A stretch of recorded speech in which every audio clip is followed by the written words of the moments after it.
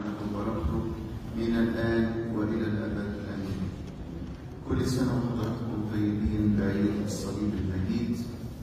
عيد الصليب يبقى فترة كويسة للإنسان، لأن الفترة من أول الخمسين لغاية صوم الميلاد الواحد بعد ساعات كده بتبرد محبته أو تبرد محبته لله. علشان كده الكنيسة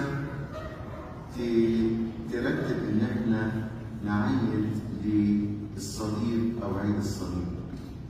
كتير مننا بينظر للصليب كأنه يا دوبك حتة خشب وبس.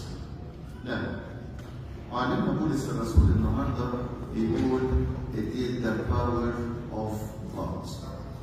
يبقى الصليب بما ان يسوع المسيح هو اللي اتصلب عليه بقي قوة الله. لكن apparently كده it means weakness. واحد ازاي how God to be crucified, how God to be presented in this weak nature, how God is the Almighty One to be very weak in front of the Jews, in front of his adversaries. So important to know that the cross, it is the love of God and also the power of God. عشان كده معلمنا بولس الرسول يقول اوعوا ان انتم to be shamed of the cross. To be shamed. Most of the people, they are glorifying the cross, but the meaning of the cross has to be very clear to us. ايه المينينج دي؟ كتير قوي مننا يرشم الصليب، حتى لما نيجي نتخض نقول اسم الصليب. نرشم على ولادنا الصليب، نرشم أجسادنا بالصليب، نرشم بيوتنا بالصليب. تقديس هو.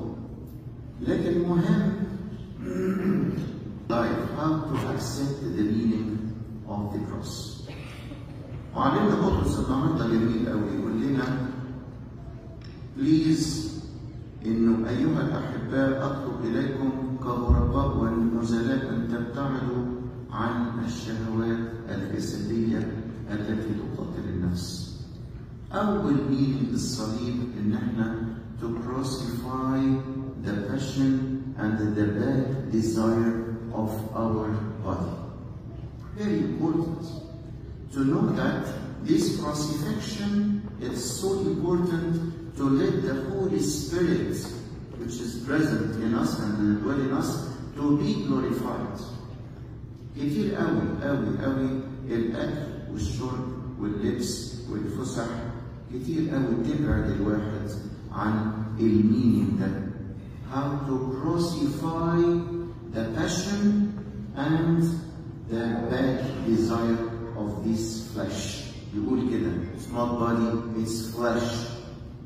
علشان كده الكنيسة تخلي فيه صوم، تقول مش كل حاجة تتحط لك تاكلها، مش كل حاجة تتعرض عليك تقبلها، لا، لازم يبقى فيه سيستم في حياتك. عشان كده بيقول معلمنا بطرس النهارده ما تخلوش بعد ما ربنا حررنا get freed to us ان احنا to be again slaves، لان الواحد يعمل الحاجات دي تاني. يقول كده كأحرار لا تكن حرياتكم كستار للشر بل كعبيد الله. It's not as a curtains نخبي في الشر اللي الواحد بيتعرض عليه.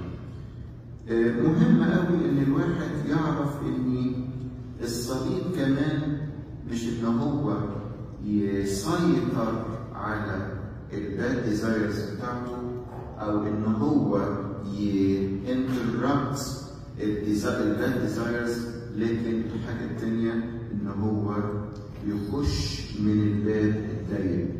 enter into the narrow gates. narrow gates يعني ايه؟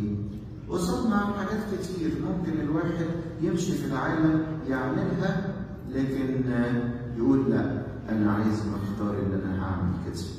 especially الريبيوتيشن بتاعتنا. ممكن الواحد بتاعته زي السيد المسيح النهارده قالوا له انت فاكر نفسك ايه؟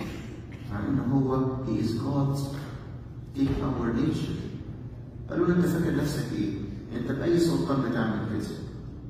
لكن حتى بابا نرجس او اولاد نرجس قالوا ايه؟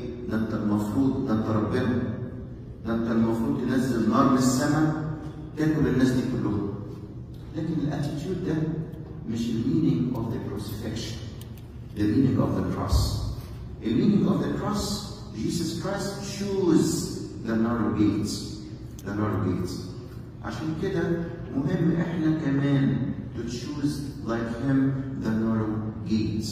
اوقات كتيرة جدا الواحد ممكن ما يقدرش يغفر للي بيعملوا عليه bad reputation.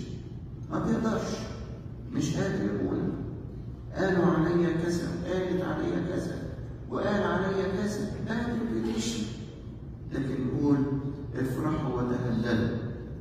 ليه؟ لأن during this witness أو الفيلينج بتاع الواحد لما يحس إن في حد بيقول عليه حاجة وحشة، الواحد بيصبر جدا وبيبقى عايز يريفنج.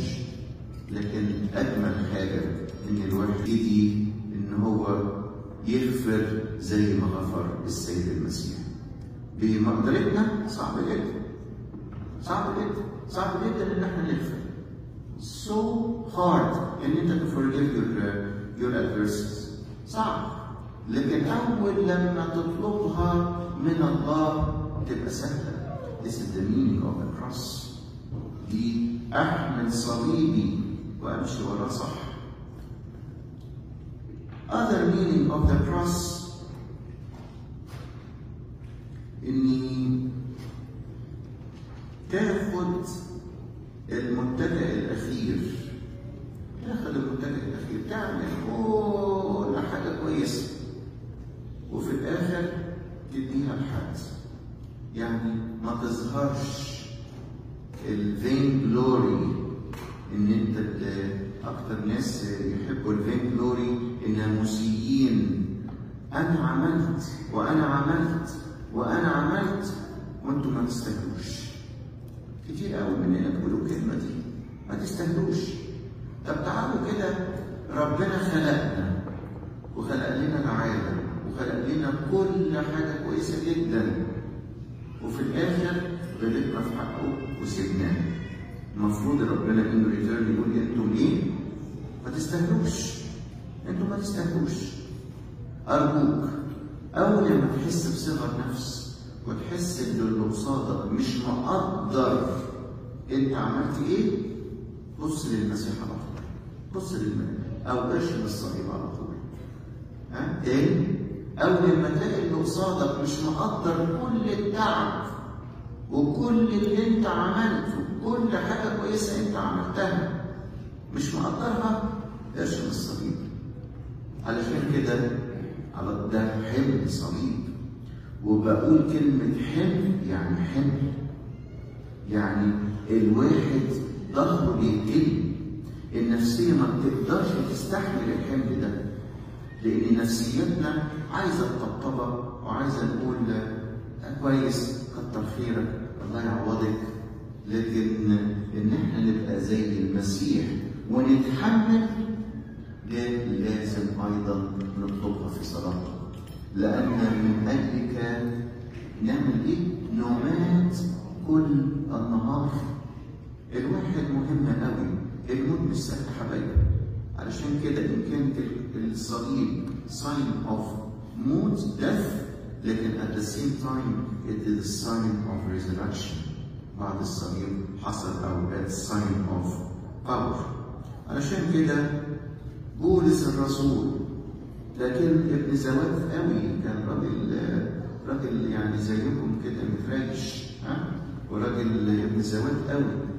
ابوه كان عنده مصنع خيام كده، وراجل كبير قوي، وبعته يدرس بره الناموس وحاجه، ومعاه كلينيان سيتي، قصدي الجريك سيتيزنشيب، زيكم كده. لكن في الاخر قال حاشا لي ان افتخر الا بصليب ربنا يسوع المسيح. معاه كلينيان سيتيزنشيب، ومعاه وابن زواج، ومعاه فلوس، ومعاه لكن أنت رمى كل ده، قال ده نفاية. أنا لما أفهم الصليب وأفهم إن ربنا يسوع المسيح فداني على الصليب وأعطاني نصرة على الشيطان،